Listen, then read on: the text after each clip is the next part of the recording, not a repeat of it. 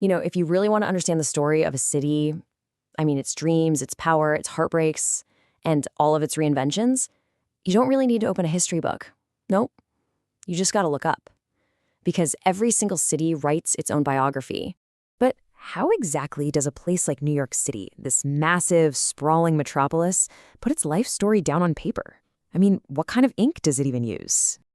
Well, the answer isn't ink. It's steel, it's stone, and it's glass. Every building, from the tiniest brownstone to a skyscraper that scrapes the clouds, is like a word in a sentence, a chapter in this epic story. So let's crack open this book and start reading the architectural biography of New York City. All right, so our story starts way back in the city's childhood, when it wasn't even called New York. It was New Amsterdam, a pretty small, very practical Dutch trading post. And the architecture back then, it was all about function. It was built for business, not for showing off. And right here, this shows the city's first major identity crisis and its solution.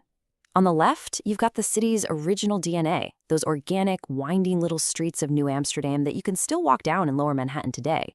But on the right, that's the 1811 vision, a totally logical, rigid grid. And this wasn't just some new map, it was a declaration. It was the city screaming that commerce, efficiency, and just unstoppable growth, that was its future. So that brings us to the city's, let's call it ambitious adolescence. As New York started blowing up into a global economic power, it started dressing the part. Like a teenager trying to find its own unique style. And its first move? Just copy the styles of the old world. The city basically said, you know what? We want to be the new Rome. So it built its banks and government buildings in that neoclassical style to project strength and stability. But at the same time, it was also looking to the heavens, using these soaring spires of the Gothic revival for its churches. And for decades, Trinity Church was the tallest thing in the entire city, a real testament to that spiritual ambition. But for all that ambition, architecture had a pretty fundamental limit. See, for all of human history, the taller you wanted to build, the thicker the stone walls had to be at the bottom. It was just physics. But then, two inventions came along that completely tore up the rulebook. First up, the Bessemer steel process. This was an absolute game changer.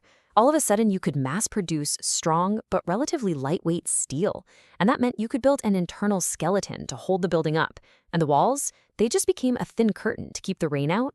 But what good is a 20-story steel frame if nobody can get to the top, right? Well, that's where Elisha Otis's safety elevator comes in. This wasn't just a nice-to-have. It was the key that literally unlocked the vertical city. And here's what you get when you put those two together. These are the first true children of the steel age. You've got the Flatiron Building, this graceful limestone wedge, proving that even a super awkward plot of land could become an icon. And then there's the Woolworth Building, nicknamed the Cathedral of Commerce because it took the beauty of old Gothic cathedrals and slapped it onto the brand new technology of a skyscraper. And this brings us to the city's most glamorous era, its prime, the Roaring '20s. We're talking about a time of just wild optimism, jazz, and this ferocious competition fought with rivets and steel beams, the race to the sky. But here's the fascinating part. The iconic look of this entire era, the whole thing, was basically dictated by a single law. The 1916 zoning resolution forced buildings to get narrower as they got taller, creating these setbacks. The goal was simple: let a little sunlight hit the street. But the unintended result was that magnificent, tapered, wedding cake shape of the Art Deco skyscraper. And here are the two heavyweight champions of that race. On one side, the Chrysler Building. It's the absolute jewel of Art Deco, a shimmering tribute to the automobile, with its eagle gargoyles and that unforgettable stainless steel spire. But its reign as the world's tallest was pretty short-lived, because the Empire State Building soon came along and eclipsed it, becoming this enduring global symbol of American ambition. 410? What's that number? It's the number of days it took to build the Empire State Building. Just let that sink in for a second. The tallest building in the world at the time, built in just over a year, right in the middle of the Great Depression. This wasn't just construction, this was an act of pure defiance, a powerful statement about the future.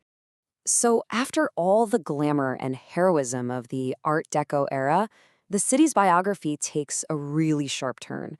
After World War II, a new generation of architects looked at all those ornate buildings of the past and basically said, it's time for a radical change. It was a total midlife reinvention. The post-war philosophy was simple. Get rid of all the fancy stuff.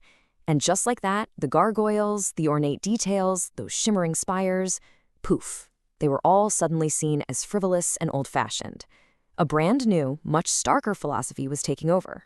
They called it the International Style, and its mantra was basically less is more. This was architecture stripped down to its bare essence. Pure function, clean lines, unadorned surfaces of glass and bronze. Buildings like the Seagram Building weren't trying to be cathedrals or monuments anymore. They were elegant, efficient glass boxes designed for the modern corporate world. And that brings us to the current chapter of the city's biography. We're now in an era of such advanced engineering where architects can design structures that honestly would have looked like pure science fiction just a generation ago. The skyline today is really dominated by two major trends. First, you have these buildings of immense symbolic power, like One World Trade Center, a sleek glass beacon of remembrance and strength. And then you have the engineering marvels of Billionaires Row, these impossibly skinny pencil towers that just seem to defy gravity. The only reason they can even exist is because of incredible tech, like massive multi-ton concrete blocks called dampers near the top that act like a pendulum, counteracting the sway of the wind to keep the whole thing stable. It's wild. So you see, from the winding streets of a tiny Dutch village to the impossibly slender towers of today, the story of New York is etched into its skyline.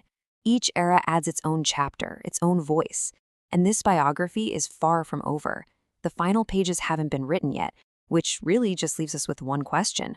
What story will the next generation of buildings tell?